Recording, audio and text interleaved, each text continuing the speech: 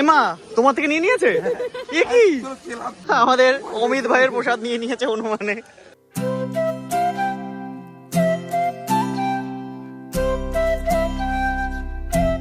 তো দেখো 10 দিনের গ্যাপ তো হয়ে গেছে, তার জন্য সত্যি সরি।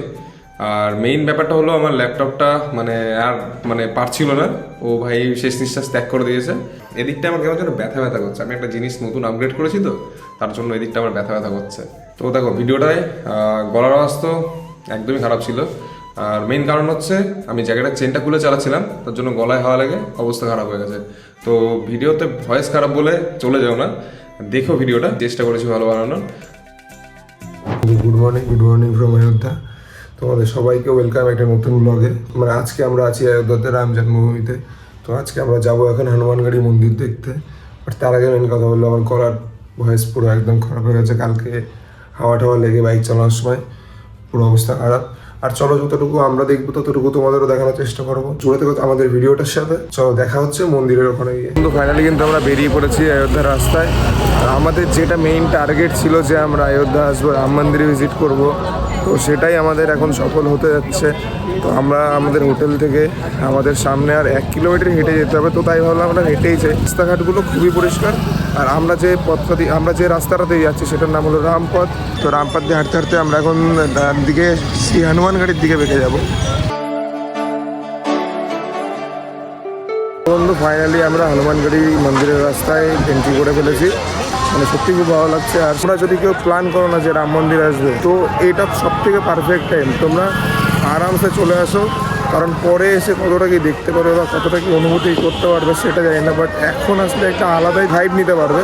তো এরা দোকানটা থেকে আমরা প্রসাদ নিচ্ছি হনুমানগড়ি মন্দিরে যাবো বলে। হনুমানগড়ি মন্দিরে আমরা এখন এন্ট্রি করবো, লাইন দেবো ওখানে গিয়ে। আমরা দোকানটা থেকে আমরা প্রসাদটা নিচ্ছি। আর আমরা কোনটা নিচ্ছি? নিচের এটা মালাই লাড্ডু। তো চলো উপরে গিয়ে আমাদের সাথে দেখা হচ্ছে। কিন্তু ফোনটা করলেও বাঁচিয়ে রাখতে হবে, কারণ ফোন আমরা প্রচণ্ড চলে যায়।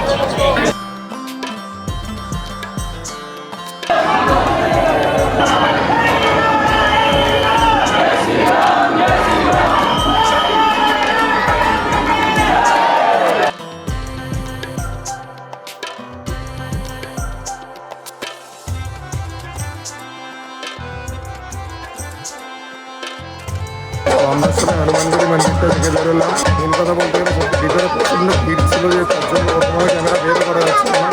এই যে আমাদের প্রসাদ ঢেলে রেখে আমাদের দিয়ে দিচ্ছে। তো চলো তোমাদের সাথে আবার দেখা হচ্ছে রাম মন্দিরে যাওয়ার সময়।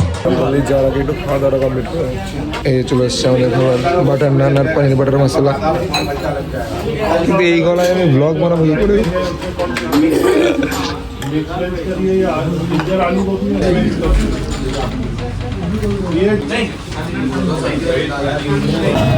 তো রাম মন্দির যাওয়ার পথে তোমরা পেয়ে যাবে সিন্ধে পাঞ্জাব বলে একটা রেস্টুরেন্ট। তো রেস্টুরেন্টের খাবারটা খুবই ভালো ছিল, আমরা যাওয়াটা করেছিলাম, সত্যি খুব ভালো ছিল, সবাই বলছিল ভালো হয়েছে। আর এখন আমরা যাচ্ছি রাম মন্দিরের দিকে। আর তোমরা দেখতেই পাচ্ছ যে আশেপাশে কত লোক রয়েছে। আর দেখো ফাইনালি 1,000 কিলোমিটার রাইড করে আসার পরে ফাইনালি আমরা দর্শন পেতে চলেছি। তো চলো তোমরা দেখতে থাকো সামনের দিকে, আর আমরা দেখতে থাকি। লোকজনগুলো শুধু দেখো যে কত লোকজন ভেতরে অপেক্ষা করছে। এই র্যান্ডাম লোকের মধ্যে চেনা লোক পেয়ে গেছি,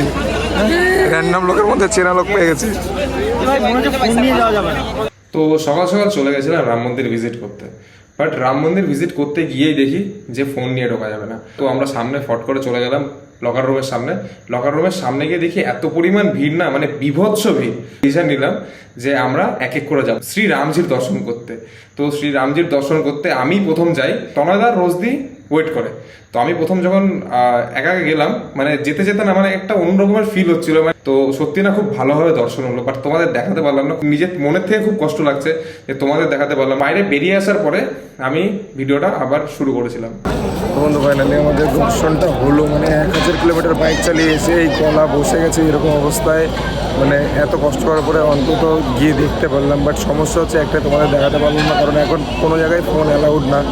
তো তনয়দা আর রোজ বসেছিল এখানে ফোনটা নিয়ে, আর আমি গেছিলাম। তো এখন আমি এসেছি, ওরা দুজন গেছে দেখতে। তো দেখে আসুক, তারপরে এখান থেকে বেরিয়ে যাব। এখানে যারাই আসছে তাদেরকে এরকম প্রসাদ দিচ্ছে, মহাপ্রসাদ নামে। তো চলো, আর এখান থেকে আমরা বেরোই, তারা আসুক, দেন তারপরে তোমাদের সাথে আবার কথা হচ্ছে। আর একটা জিনিস যেটা এখানে আসো না, যদি এই টাইমে আসো, যা লেভেলের প্রেস চলছে না, মানে সেটা তোমার বলে বোঝানো যাবে না, মানে কেউ বলে বোঝাতে পারবে না। আমি ভিতরে গিয়ে উদ্যম ছেড়ে দিয়েছি যে জয় শ্রীরাম জয় শ্রীরাম, সেই দারুণ একটা অনুভূতি তোমরা এখানে আসলে একমাত্র ফিল করতে পারবে। যদি কেউ প্ল্যান বানিয়ে থাকো তো অবশ্যই মানে খুব তাড়াতাড়ি চলে আসো। তো দেখো, রাম মন্দির থেকে বেরিয়ে তো ডিসঅ্যাপয়েন্ট ছিলামই, কারণ তোমাদের কোনো ক্লিপ দেখাতে পারলাম না। আর মাঝখান দিয়ে চলে আসলো বেরোনোর পরে একদল হনুমান, আর হনুমানে এসে না আমার প্রসাদটা নিয়ে গেলো, রাম মন্দিরের মেইন যে প্রসাদটা। এত পরিমাণ খারাপ লাগছিল না সেই টাইমে। অন্তত তনয়দের কাছে তো একটা ভিতরে ছবি ছিল, কারণ একটা পুলিশকে দিয়ে তুলিয়েছিল সেটা, বাট আমার টাইমে আমার অত সৌভাগ্য হয়নি যে আমি ছবিটা তোলাতে পারবো। এমা তোমার থেকে নিয়ে নিয়েছে? এ কি? আমাদের অমিত ভাইয়ের প্রসাদ নিয়ে নিয়েছে হনুমানে। ক্লিপও দেখাতে পারলাম না, এদিকে প্রসাদটা হনুমানে নিয়ে গেল। A few moments later. তো আমরা রাম মন্দির দর্শন করে আসার পর রুমে এসেছিলাম, রুমে এসে একটু ফ্রেশ হয়ে একটু ড্রেস চেঞ্জ করে আমরা এখন বেরোচ্ছি রাম কি পেরি। চলো তোমাদের সাথে একবার দেখা হচ্ছে রাস্তায়।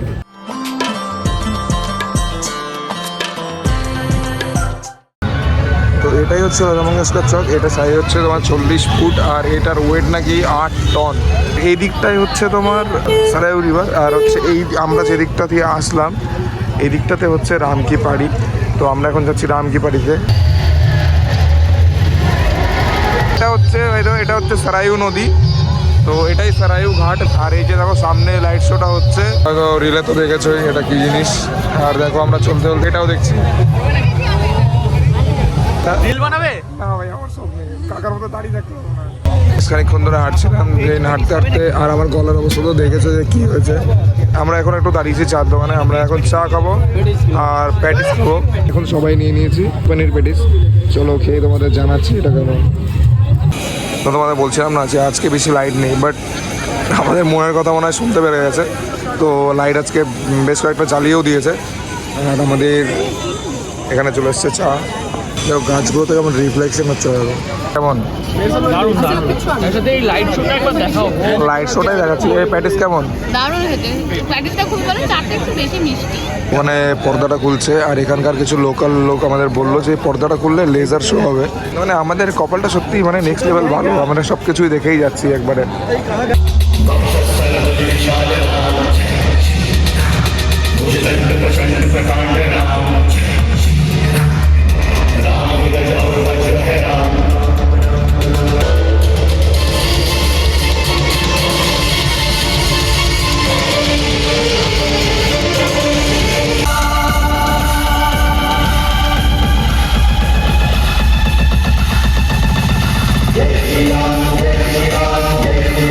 चंद्रकला में शीतल राम, बूंद बूंद अमृत है राम, राम लखन विस्तृत राम। লাইট শো তোমরা দেখলে, আর শুধু জানিও যে কেমন লাগলো, মানে জাস্ট নেক্সট লেভেল এক্সপিরিয়েন্স ছিল এটা। মানে আসার পর থেকে না মানে ভাবছিলাম যে লাইটকে জ্বালাবে না, কারণ 6টায় টাইম ছিল, একটু লেট করে স্টার্ট হয়েছে, বাট যা ছিল না মানে যা ছিল কিছু বলার নেই, মানে এক কথায় অনবদ্য। কেমন লাগছে শুধু লাইট শোটা কমেন্টে জানিও কিন্তু অবশ্যই। সন্ধ্যাবেলায় চলে গেলাম তো আমরা খেতে, বাট খেতে গিয়ে না এমন অবস্থা খারাপ হয়ে গেছে, গলা ভাঙা অবস্থায় মানে ব্লগ বানিয়েছি। ভাই তোমাদের কেমন লাগছে তোমরা অবশ্যই জানিও। রেস্টুরেন্টটা দেখানো হয়নি, আমরা কোথা থেকে খেয়েছিলাম, তো রাতেও আমরা সেম জায়গাতেই চলে এসেছি। আর দেখো এখানকার খাবারগুলো সত্যিই খুব ভালো। আর রেস্টুরেন্টটা হচ্ছে এই যে সিন্ধা পাঞ্জাব। তো চলো আমরা উপরের দিকে যাই, উপরের দিকে গিয়ে দেখছি আমরা কি খাওয়া দাওয়া করা যায় এখন রাতে। তো চলো তোমাদের সাথে দেখা হচ্ছে উপরে রেস্টুরেন্টের মধ্যে। তো আমাদের ডিনার চলে এসছে, গলাতে কথাই বেরোচ্ছে না ভাই, একটু বলে দাও। তো এই যে মটকা পানির, আর এটা হচ্ছে বিরিয়ানি, সিন্ধি স্পেশাল বিরিয়ানি চলে এসছে, আর ভাইয়া সার্ভ করে দেবে। দে দো কোই বাত নেই, দে দো। চল। তো আমাদের ডিনার কি ছিল তোমরা তো তনাদের মুখ থেকে শুনতেই পারলে। আর ডিনারটা করার পরে আমরা সোজা চলে গেছিলাম শুনতে, কারণ আমাদের নেক্সট ডেতে প্রচুর পরিমাণ রাইড করতে, মানে 1000 কিলোমিটার চালিয়ে আমাদের বাড়ি আসতে হতো। আর যাই হোক, তোমরা কিন্তু অবশ্যই জানিও যে আমাদের এই টোটাল সিরিজটা রাম মন্দিরে তোমাদের কেমন লাগছে। মানে তোমরা এটা না জানালে আমি কি করে বুঝবো যে আমার কী ইমপ্রুভমেন্ট করা লাগবে ভবিষ্যতে। তো অবশ্যই কিন্তু জানিও যে তোমাদের কেমন লাগছে। আর এই গলা ভাঙা ভিডিও, স্পেশালি তোমাদের এই গলা ভাঙা ভিডিও তোমাদের কেমন লেগেছে এটা কিন্তু অবশ্যই জানিও কমেন্টে।